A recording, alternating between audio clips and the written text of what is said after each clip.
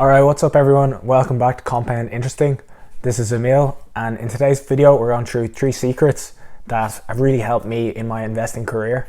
Now, I'm not the world's most successful investor ever, but these 3 things have definitely helped me become a better investor over the number of years that I've been investing. But these 3 things, they're not something you just learn once and that's the end of it. These are kind of lifelong missions to become not only a better investor but a better human. So before we get started, I just ask that you'd smash the thumbs up button early. It really helps to get the small channel off the ground. And if you're new here, consider subscribing if you like the video. And with all that said, let's get straight into it with the first secret to investing. And the first secret that pretty much every successful businessman and successful investor spends a large majority or a large proportion of their day doing is reading. And you want to be not reading fiction books, you want to be reading nonfiction. You want to be absorbing the best information from some of the smartest people that have lived before us, so you don't make the same mistakes they did, and you can follow the success that they've carved out for themselves and all the tips and wisdom that they've accumulated during their life. You can absorb that in a matter of a few days just by reading their life story or their book. So if you want a good place to start, I have a few books linked in the description. They're affiliate links, so I'll get a couple of bob every time someone buys a book through Amazon. But if there's no books that interest you, yeah, that's fine. You might have already read all those books. Maybe I'll do an extended reading list of more books that you might be interested in. So Warren Buffett reads 6 hours a day. Mark Zuckerberg reads a book every 2 weeks. Bill Gates reads 50 books a year. So there's a common denominator. If you ask any really successful person, a large majority of them will say they learned a lot of their skills and wisdom through reading books.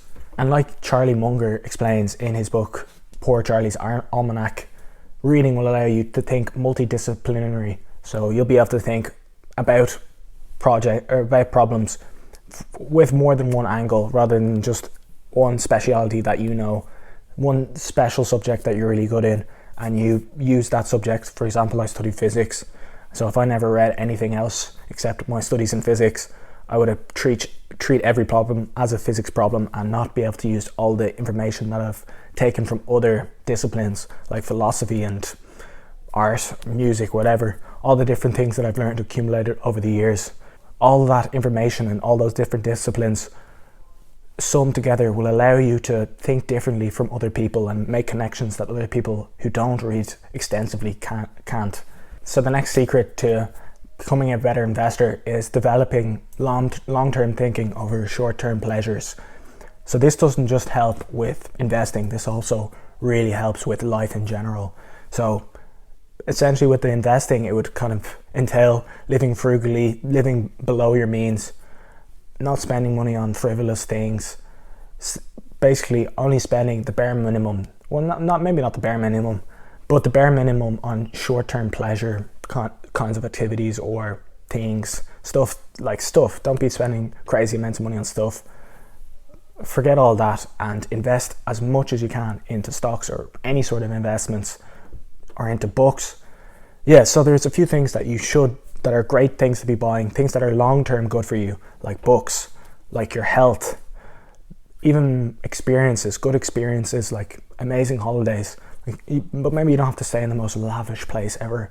You can have an amazing trip for a cheap trip and put away some of that money that you would have spent and use that for an even nicer trip down the road in the future. Spend money on good experiences, good health, books, information, knowledge, education, things that are long-term good for you, and don't be spending money on Gucci and any of that sort of bollocks.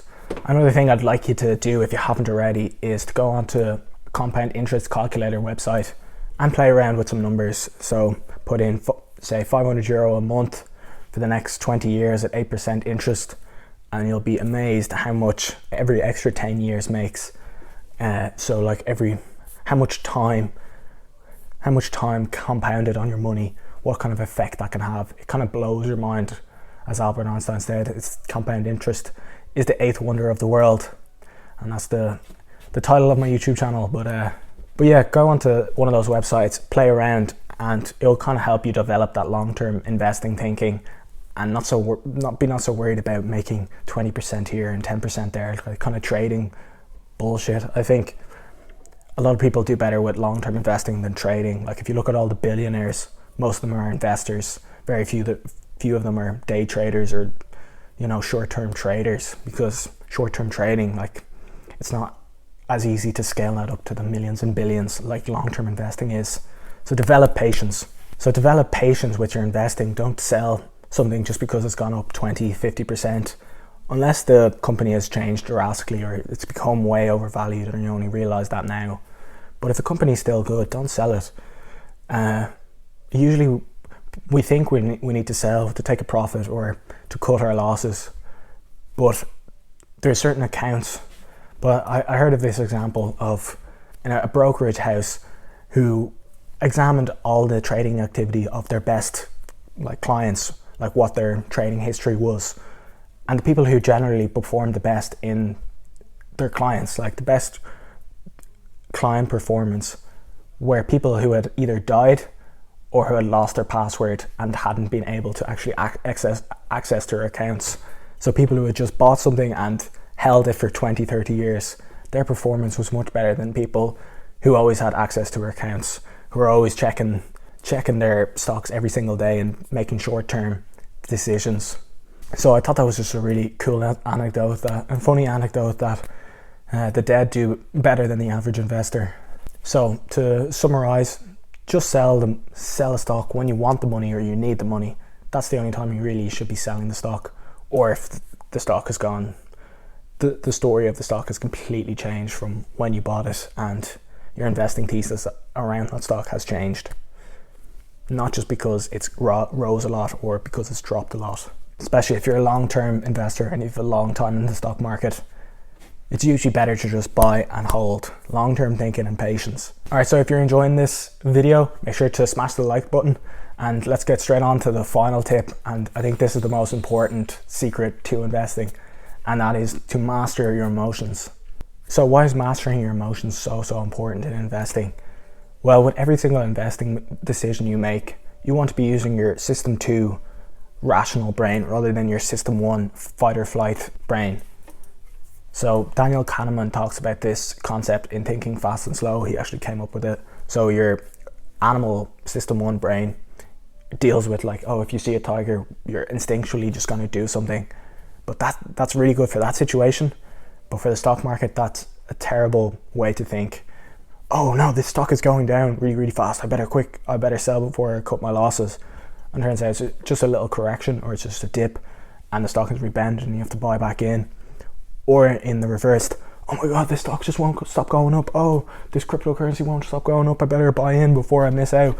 FOMO, that's another system 1 fight or flight response to short-term price movement or whatever. So always be very, very patient. Master your emotions. Use your system 2 brain, and never just rush into any sort of investment. Always research a company, research a cryptocurrency, or research whatever you're investing in, gold. And who cares if you, oh no, I bought the stock 5-10% higher than I could have bought it yesterday. I should have just bought it straight away. If you always think like that, in the long term, I guarantee that will work out worse. You always take your time and be patient and make sure with your investments. Don't just rush into anything. Always use your system 2 rational brain when investing. That's really, really important. For example, I didn't sell a single stock in the Corona crash. I kept on buying stocks as the stock market went down. And now the stock market is at all-time highs again. It's completely done a V-shaped recovery, and I've made some really nice gains on any stocks that I've bought in that crash. So I just did that because I'm very used to wild swings and volatile markets, because I've started out investing in cryptocurrencies. So yeah, that's a pretty wild place to start out in. And even there, I'd never sold anything. So I'm well capable of dealing with my emotions. And I kind of treat investing like a game, like a PlayStation game or whatever. Don't be so worried about your money. Just kind of treat it like a game. And if you are too worried about your money, you shouldn't be putting that much in. Or another way to kind of manage your emotions in that case is to be really confident and have high conviction in the investments that you're making. So you're not so worried if they're falling a lot, because you know that they're a great company. and that they'll do well in the future, and it's unlikely that they'll go out of business. Another way you can master your emotions and not give in to these kind of short-term fight or flight responses is to be prepared for either situation and to be dollar cost averaging. So what I mean by be prepared for any situation is, say for example, the stock market's quite high and people think it's going to crash, and some people think it's going to continue going up, or some people think it's going to go sideways. I'm prepared for any situation because I'm continually buying stocks, but I'm not putting all my money into the stock market right now either. So I'm dollar cost averaging, putting the same amount of money in each week into the stock market, but I have plenty of cash on reserve. If there's a big crash or if I lose my job or anything like that, I'm safe in that case, and I'm not putting loads of money into the stock market all at one time. I'm spreading my bets over a long period of time, so I get a nice average price of the stock market over a long period of time. So no matter which way the market goes, I'm sorted, I'm prepared, I'm happy. Whichever way the stock market goes, I'm happy. Okay, and last couple of tips on how to master your emotions. For the last couple of years, I've been really interested in reading a lot of Stoicism. So this is the likes of Epictetus, Marcus Aurelius, Seneca, etc. Those books that I've read have really changed my life and the way my character, the way I live my life, and my emotional stability for the better. So I'd highly recommend you read them, or even read some quotes from them, because it really improves your life and your investing decisions. And just to know that money isn't everything. This is just like a bit of fun. As long as you have enough to eat and enough to feed your family and enough to have a roof over your head, you have more than enough to be happy. Maybe just to say also, I've taken up meditation.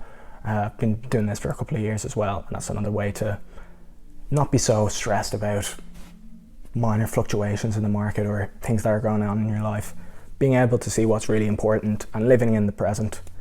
And just lastly, on the frugality, don't be completely frugal. Like, you can still enjoy your life in the present, because maybe you will die tomorrow, but don't be buying stupid crap. Spend money on experiences, spend money on going to holidays, meeting your friends, taking your girlfriend out for lunch or whatever, or seeing your mom or whatever. So I'll leave it with that. I really hope you enjoyed the video. Once again, I'd appreciate if you could smash the thumbs up button. Comment below with any tips that you've learned in your investing career. And with that said, I really hope you enjoyed, and I can't wait to see you in the next video. Cheers.